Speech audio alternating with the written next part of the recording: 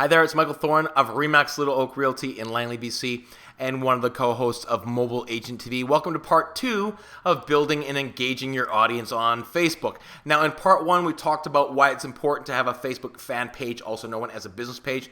Here in part 2, we're going to be talking about how you actually go about setting up your fan page and optimizing it. In part 3, we're going to talk about how to build an engaged audience on Facebook. Now, before we get started, I had a chance to go back and watch part 1. And there's a couple things I want to say. I'm not a social media guru. I don't want people to come across like I know everything. We've definitely had a lot of success on Facebook. Our Facebook page, My North Langley, our community page, was nominated for a Chamber of Commerce Business Excellence Award. And that's not us as a business. Our Facebook page was nominated for a Business Excellence Award. And we've had a lot of success becoming bigger than the real estate transaction. And I think that's one of the real opportunities on Facebook is to become bigger than the buying and selling process. And you can really have a big impact on your community or whatever community you want to build on Facebook. So I just really wanted to say that we've had a lot of success on Facebook, but by no means do we know every ins and outs of it. So here we go. We're going to talk about how to actually go about setting up your business page, how to make sure you perform some of the things you can do to make it really customized and to optimize your business page.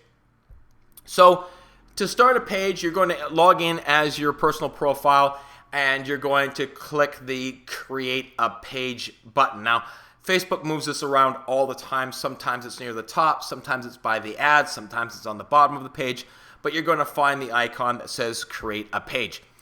And so you really have 6 choices in creating a page. You can have a local business or place, a company, organization, or institution, a brand or product, artist, band, or public figure, entertainment, cause, or community. Now, in almost every case, you're going to choose one of the first 2 categories, depending on the Facebook page that you want to start.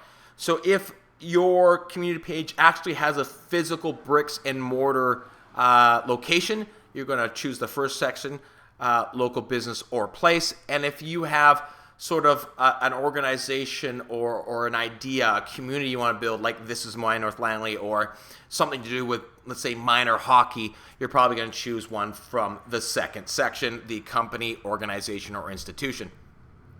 So once you choose that, you're going to choose the best subsection that best categorizes what your page is going to be about. And this is really important because these areas are searchable, so you want to find the area that is most accurate, that describes your page the best.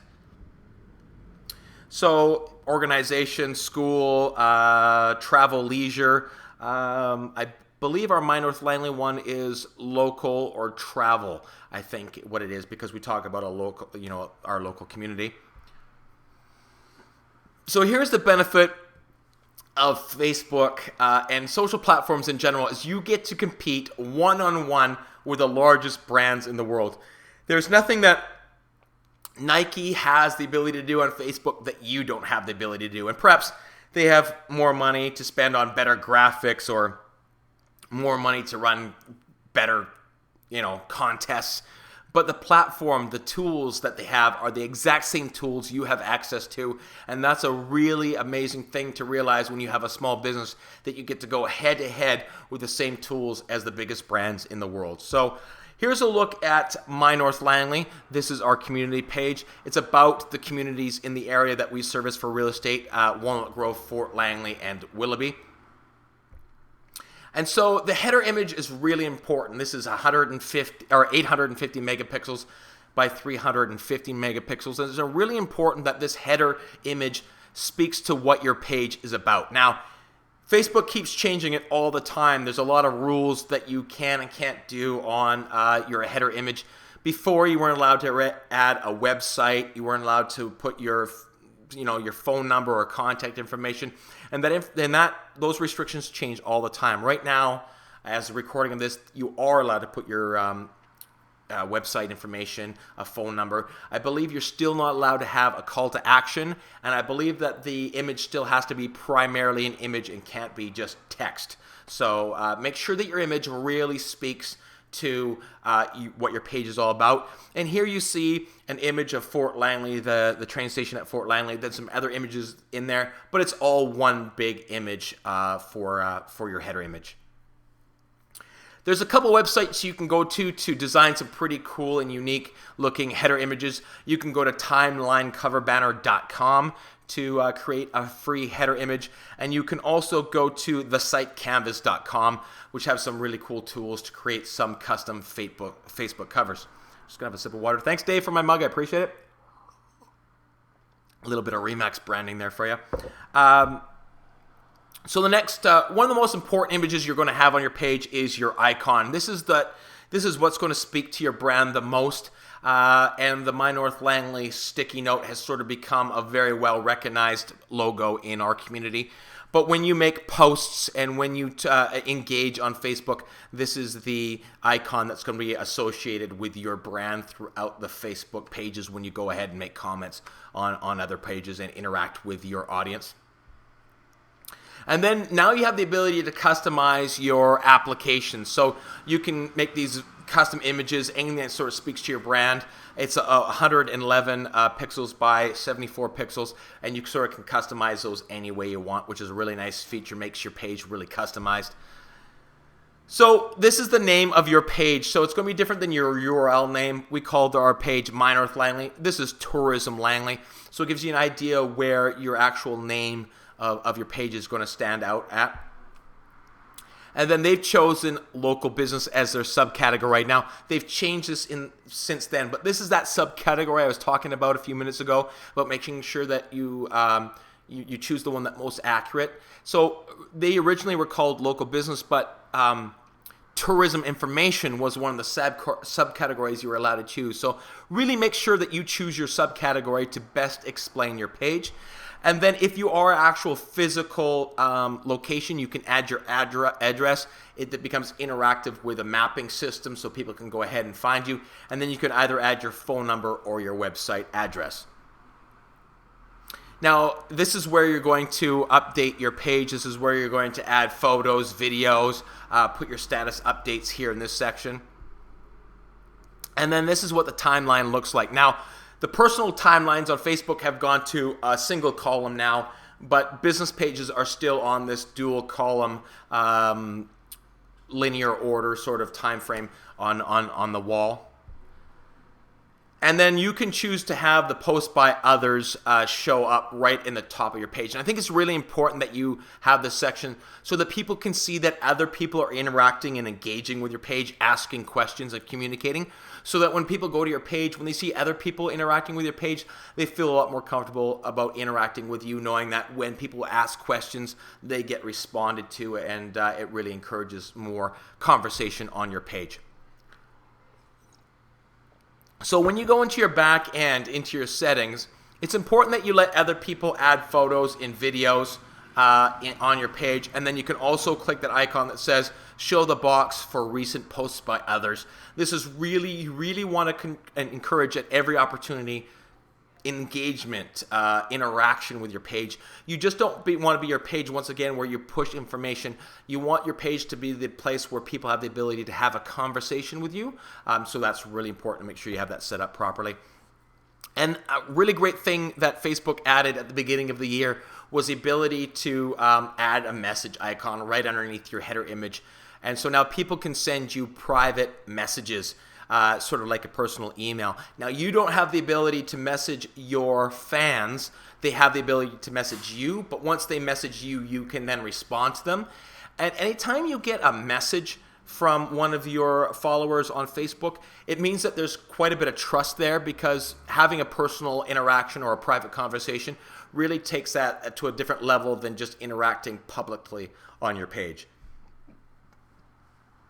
So one of the tips I really tell people all the time is to go into your activity log and check your spam box, because Facebook does a really great job of sort of deciding what's spam and what's real interaction for your page. But just like your email account, sometimes they get it wrong, and you would hate for someone to interact with your page and then them not get a response from you because it happened to go into the spam folder, and then you potentially have a fan that is upset that there wasn't engagement. So every once in a while, I go into my spam folder and make sure that there's something there that shouldn't be there.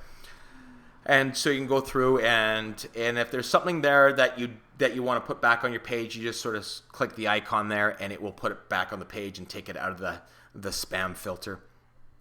As well as if someone posts on your page that you want to get rid of that, you can just tap the top right hand corner of it, and you can either hide the comment from the page, or you can delete the post altogether. So you will get a notification whenever someone posts on your page, and then you can go there, and if it's inappropriate or it's something you don't want on your page, you can just remove it. Now, you got to be very careful. If it's negative feedback, let's say you had a restaurant and it was feedback that they had a poor experience, your business is really going to benefit from engaging and responding to that person publicly, opposed to just hiding it and making it go away.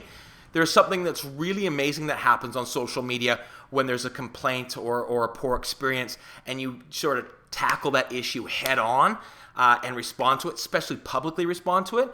It has a really amazing effect on your business, and I encourage you all to really embrace criticism or constructive criticism publicly.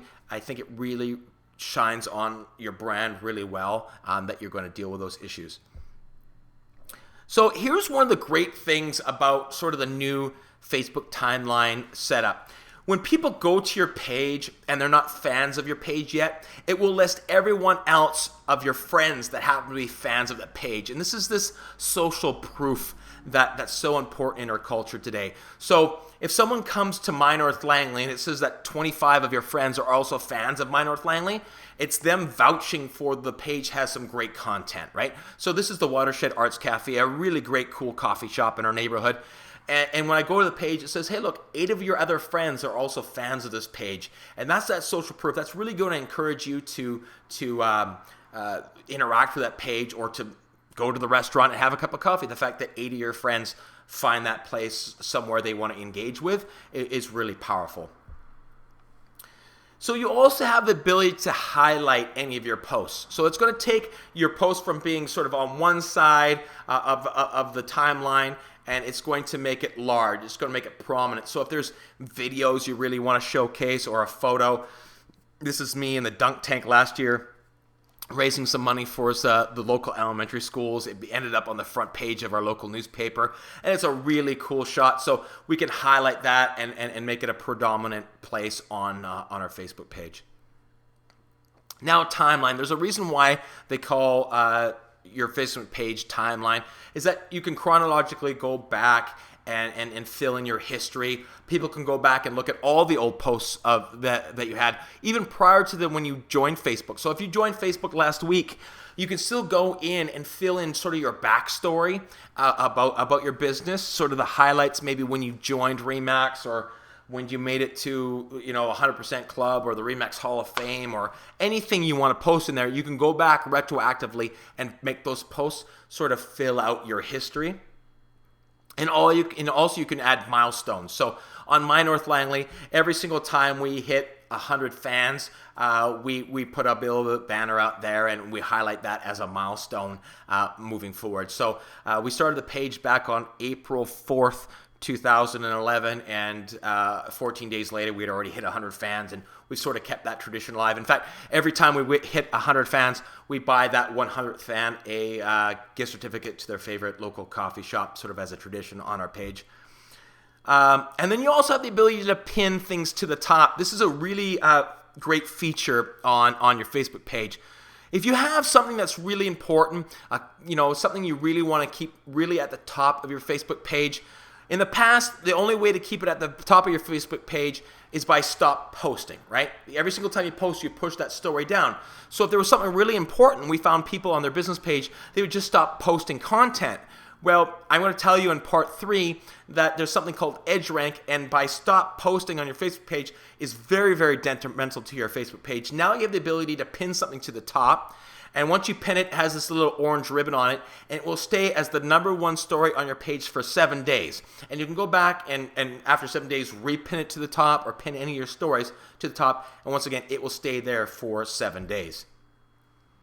So once you've reached, believe it's 400 fans, you can add offers and promotions to your fan page, much like Groupon. Now, in real estate, we really don't have that ability to put out offers and promotions and sales the same way, but it's a kind of a neat feature that you can use to increase the engagement on your page.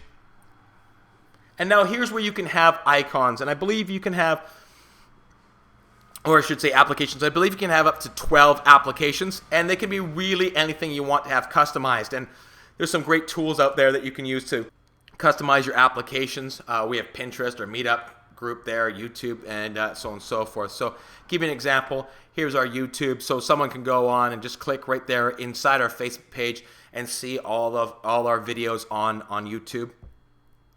As well as Pinterest. We've just started playing around with Pinterest. Actually, you know what? We've done a lot more. We added a lot of videos. We did 30 videos in 30 days. How you doing, buddy?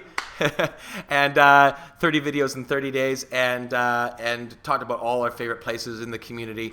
And sorry, Darian just ran up to the window and gave me a bit of a fright there. So you have the ability to do that. Link that to your Pinterest account. And then you can have a landing page. And what a landing page is, it's changed a little bit on Facebook, because a landing page used to have a whole lot more value than it does now. Because you used to be able to decide what page people landed on when they came to your Facebook page if they weren't already a fan. And so everyone would send them to these default landing pages, which was kind of like an elevator pitch, a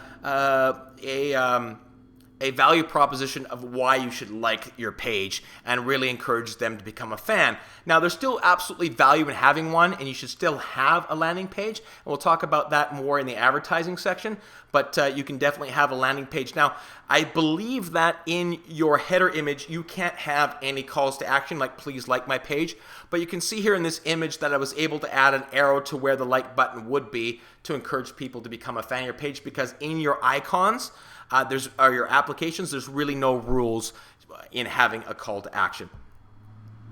So one of the companies I use, or one of the websites I use to create our application, is shortstack.com. You can definitely use it for free.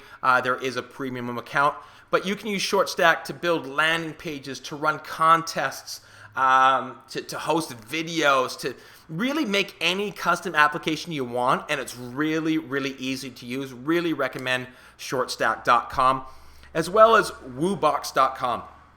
Woobox is a great place to add sort of plugins on your Facebook page. You can have a YouTube plugin, an Instagram plugin, Pinterest, any of those sort of social icons. Woobox.com is a really simple place to go in there. You basically go in there, say which business page you want associated with, write in the name of your YouTube account, and that's it. It shows up, and you can make a custom icon for it, and it's really easy. Woobox.com. So this is an example of a contest we were running for the Cork and Keg, the Fraser Valley Cork and Keg Wine and Beer Festival. We're giving away 2 tickets, $150 value. And when you run contests, and this is built through shortstack.com, you can have it look different for when you're a fan and when you're not a fan. So if you weren't a fan of My North Langley's page and you went to enter the contest, it would tell you that only fans of My North Langley could enter the contest. And right there above the arrow is where the like button would be. So it really encouraged people to become a fan of the page. And if you are already a fan of the page, this is what you'd see. Just say go ahead and enter and submit your email address. So when you're running contests, there's really some rules you have to make sure you follow. Is you need to use a third-party application to run contests on your Facebook page.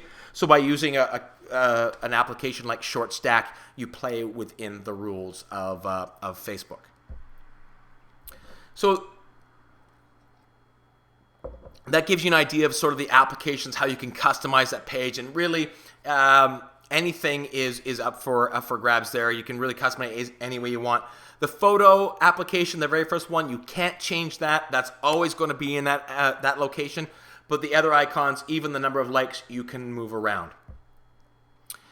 So you can a Facebook page can like other Facebook pages.